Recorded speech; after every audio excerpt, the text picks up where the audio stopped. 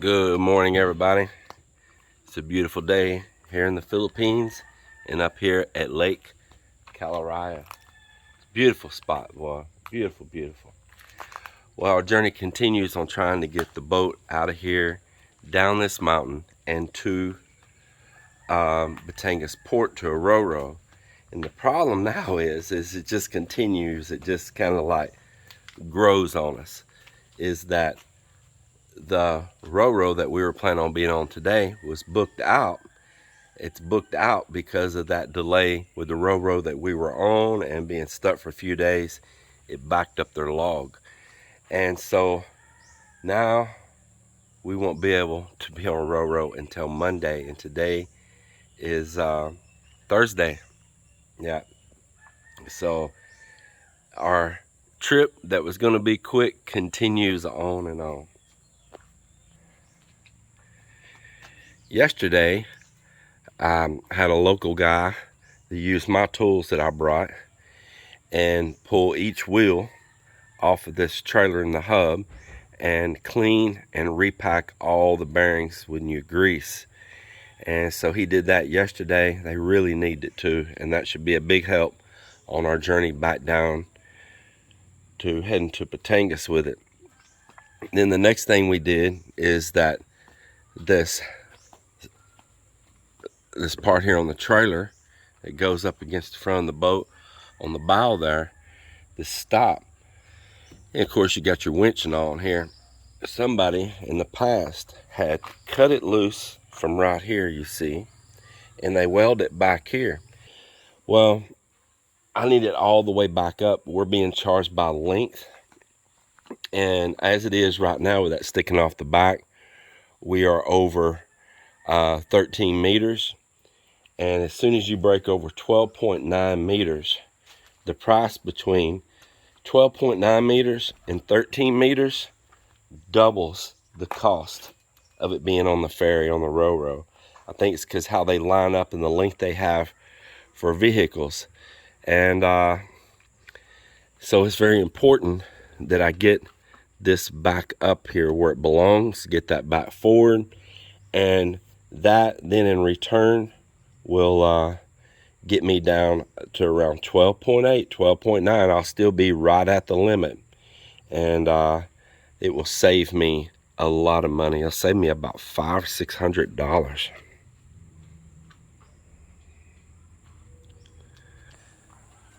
The lake is down low right now for two reasons. One thing, a few years back, Lake Caliraya, the dam looked like it may have some structural damage. So they lowered the water level, I think permanently, on the whole lake by several feet. The next thing is when this typhoon was just coming, that passed through, they didn't know how bad it was going to be. So all the reservoirs up in the mountains everywhere, they dropped the water level even more to try to be prepared for flooding and all. And so when we got here, the water level is way down. And where this trailer is parked here right now, this would normally be water up in here, as you can see the line. But until it rains a lot more now, the water level is going to be down like this for a little while. That's why all of this is up out of the water here right now. So right now I'm going to hook the boat. I've got it disconnected. I'm going to hook it back up to the truck, and we're going to try to get it in a position that a bunch of people can get on the back of the boat, and me with a strap in the front pulling, and see if we can get this thing work forward a few feet here on the front. And then I'm going to stop somewhere and have that piece re-welded on the side of the road up through here somewhere. There's the thing about Philippines, there's shops everywhere, and get that re-welded back on and get it strapped down really tight.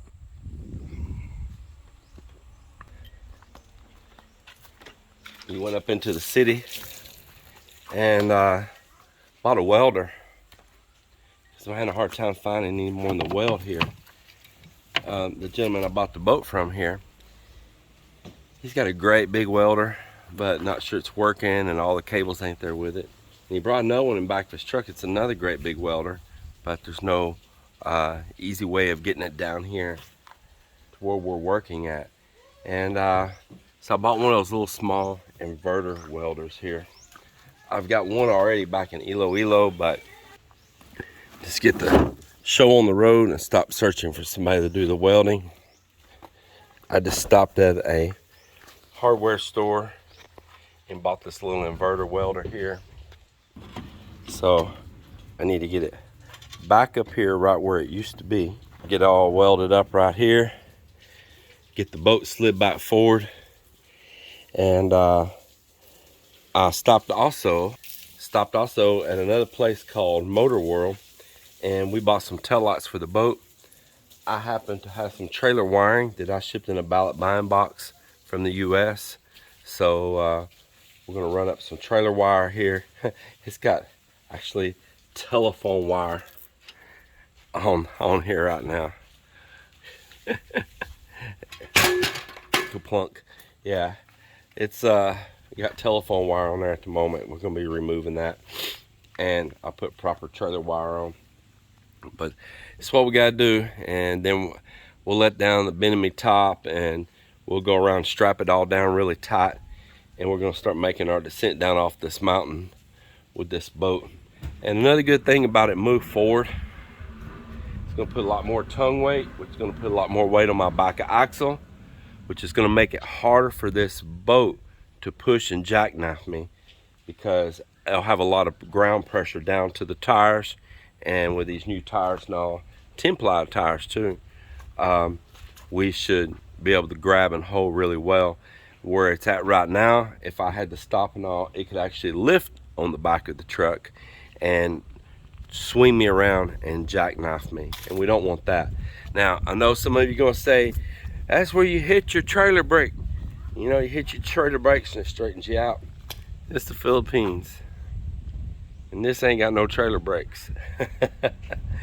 Yeah, and you ain't gonna be running down to the local supply place and buying a set of brakes and putting on it. These axles are from an old big truck made out of Japan called an Elf. And this trailer, I was told, was built right over here. They built it and then took it down to Marinduque, to Bellaraka Island there. Actually took just the trailer to Marinduque and loaded this boat up there, put it on a ro-ro from Marinduque to Batangas, which is a whole lot shorter trip than we took, just a couple hours. And then they drove it over land and brought it here. So yeah, no trailer. Well, I've been up here attempting to weld this on. I've got it shoddily welded on there, not good welded, but dabbed on there. I'll have a grinder, but I've got it pretty decent, but this metal's really kind of burning up. I can tell it's got a lot of impurities in it. But what was funny is that I've been over and I'm welding, and the welder's right there, and my dear wife's trying to help clean the boat, and she ran water right over the windshield, right down the bow, and it soaked the welder and me while I'm holding the stick there and welding and standing on damp ground. Whew, she's trying to take me out, man. Instead of saying sorry, she got grouchy. She was on a mission. She's gonna get this boat cleaned up. Man, we parked it last night, it and my truck both underneath these trees here. Man, oh man, did it drop all kinds of stuff on my truck and the boat overnight.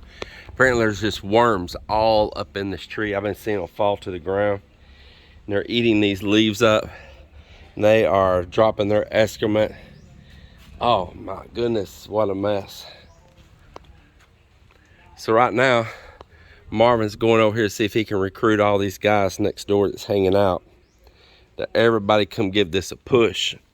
And what I did is I parked it with my truck pointing uphill there on that slope.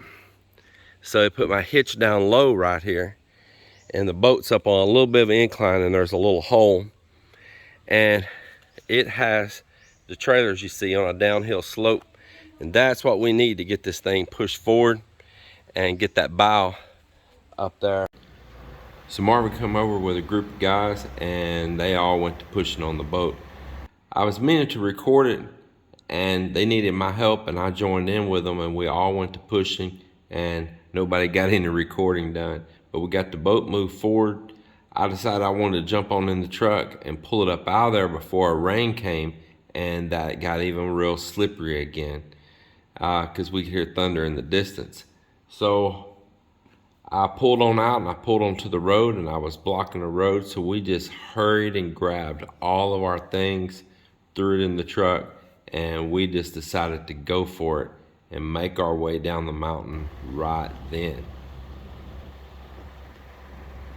Now, I did record here where the road was in pretty good shape, but we did get to a place where it was really crazy. I didn't want the camera involved. I'm not set up to where I've got like a crew planning cameras in advance.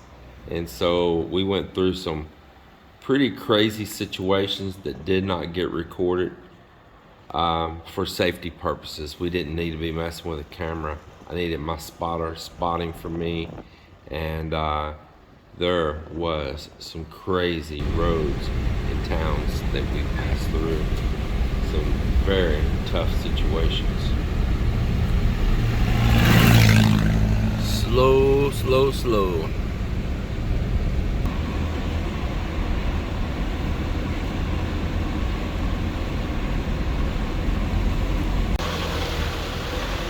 Check this out. Oh my gosh. That is rough, boy.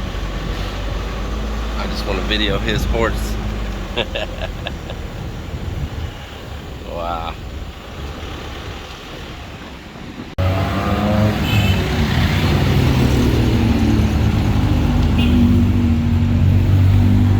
So we are in San Pablo, yeah, right? San Pablo City, right? I believe that's where we are. We're still in San Pablo. Yep. And we had a flat tire on the rear. We stopped getting that fixed. The brand new trailer wiring. 2 holes, huh? At least it's not 3. And man, when I pulled over and checked for the tire, straight across the street is a vulcanizing shop and a nice big place to pull over. The police come by here and check to make sure we were okay. They were very nice, just making sure we're all right. That was nice of them. And Marvin and I are wiring up flashing lights on the back of this trailer right now as we make our journey on to Batangas port tonight. So y'all gonna laugh about my rigged up plug here for the lights, and the reason that we're only gonna have flashers and not brake lights and everything else. This wiring right here, regular trailer wiring harness, which we got it all wadded up right now, none of the wire inside of all strands, the yellow, the green, the brown, the white, none of the wire is any good inside. In fact, when you strip it, it's like it corroded itself away right inside the casing. But we had an extension cord that we made today for the welder, and so we wired it in here on my tail light just now. And just like in your house, we can plug the trailer up. Yeah, we can just give her a little plug up right here. I say I can, it's hard to work this one-handed. Oh, now we're plugged up. Watch this. Watch this. We got flashers now.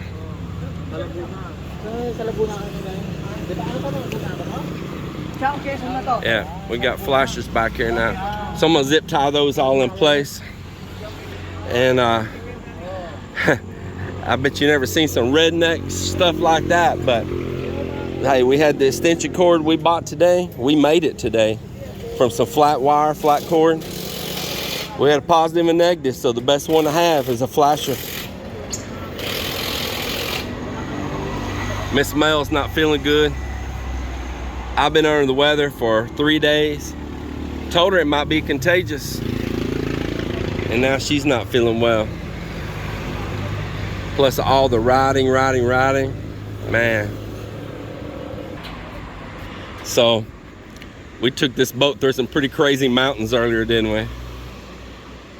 That one turn, it turned a complete hairpin and went up about 40 degrees, no joke, at the same time.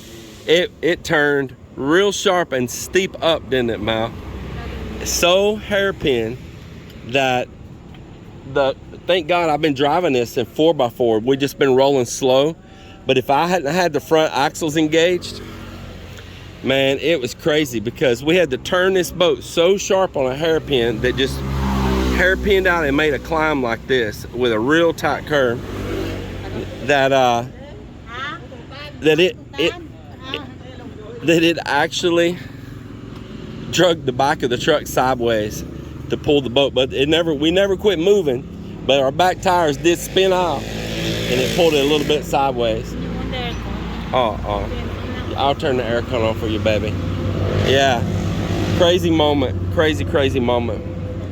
But we're maybe over halfway through our journey, and we planned to be on the road at nighttime like this, because where we're going, if we don't do it at night, the traffic is going to be horrendous.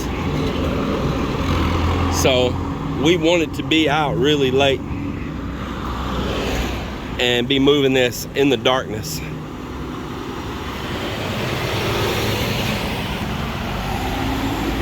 We didn't take any time to wire those lights up in the mountains. You know, Philippines anyway. Half people's lights wasn't working anyhow. And we were driving so slow on those mountain roads, including the other trucks and cars were too. Not much room for an accident to happen. And we pulled over here right when it was getting dark. Hold on, we'll start the truck for her. 300 wait, it's your lucky day for helping me on the side of the road. Have a tip, and thank you very much. Thank you. Thank you. You're from Iloilo also? Huh? You're from Iloilo? What a luck, man. That's cool.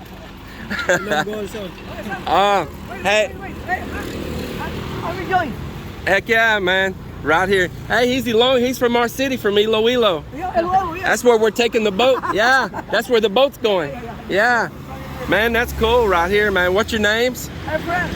Say again? Efren Ramos. Jason? That is just so awesome. That random, we have a flat. I get out inside, I want to pull over and check the tire, because I knew something felt weird, because it had that little wobble back there earlier. And I look, yep, got a flat. And I didn't even know that straight across the street that there's a tire shop. And then it turns out that we're all the way up here in the Batangas region, and the guy that fixes the tire is from Iloilo. That's funny. Man, this truck is doing great, boy. It is pulling this boat like a champ.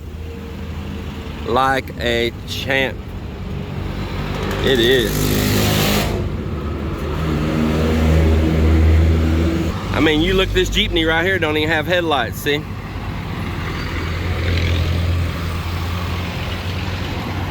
All right. I tried to hire a big dually truck. It was supposed to come up the mountain and pick the truck up and take it to the bottom of the mountain and all. But man, it was just constant BS out of them every time. They were trying to figure out a way to get me for more money. They come up with all kinds of shit, trying to manipulate it, see if they could get me to cough up a bunch of money. Like they had to go do a bunch of special stuff to tote this boat. And I said, you know what? Just forget it. I'll tow it myself. Boy, that shocked them. But it was the truth. I just tow it myself. I probably got more towing experience than a lot of people on these roads, you know, because it's just common life for us right there in Texas, especially me on the farm. It is absolutely common life. Look here, see? Driving no headlights. You see right there? Yeah.